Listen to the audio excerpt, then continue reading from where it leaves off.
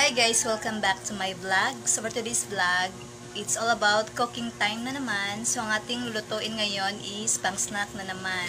So ang clue nito guys ay makikita ito sa gilid ng kalsada at isa itong street food. So let's start! So guys, ito na po ang ating itlog sa pugo. So kailangan i-boil muna natin siya bago natin i-fry.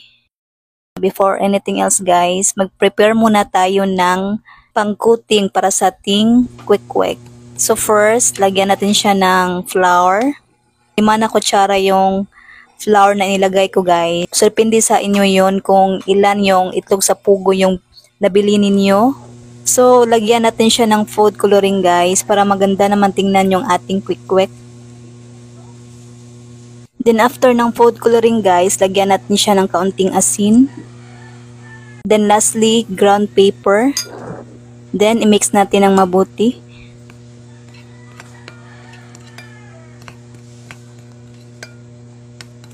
Then lagyan natin siya ng water guys. So kaunti lang ng water yung ilagay natin. So kailangan sticky yung ating pang-coating guys. Parang nagluluto lang tayo ng pinaypay na saging. So haluin lang natin guys ng mabuti.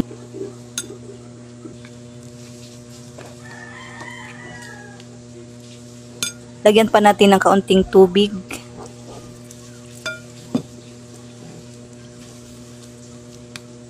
So ito na guys, ready ng ating pang-coating mamaya. So ito pala guys ang ating sauce na ginawa kanina.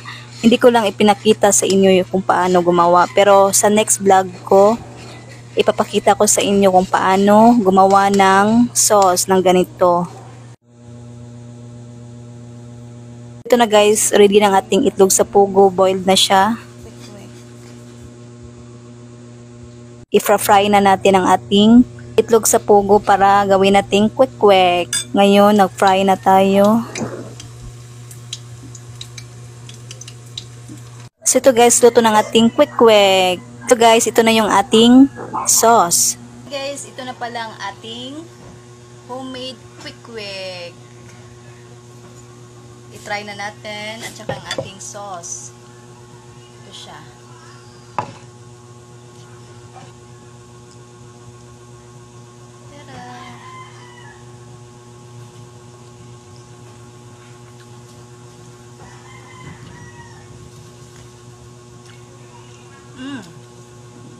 Medyo maanghang yung ating sauce. Kasi may ano siya. Maraming sili yung inilagay ko.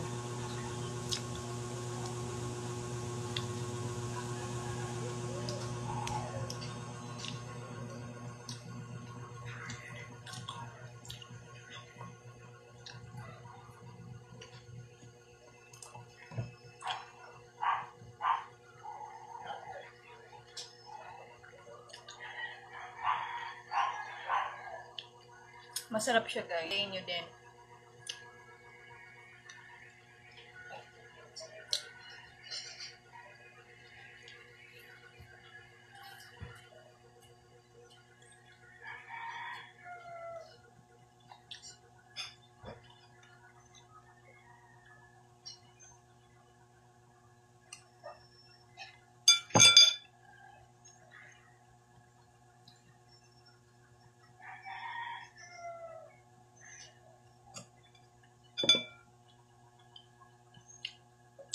Pwede ito pang snack.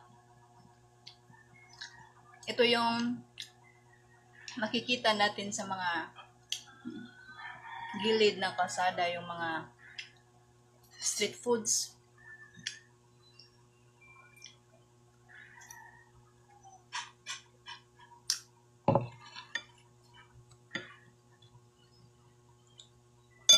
Grabe ang hang. Maanghang talaga.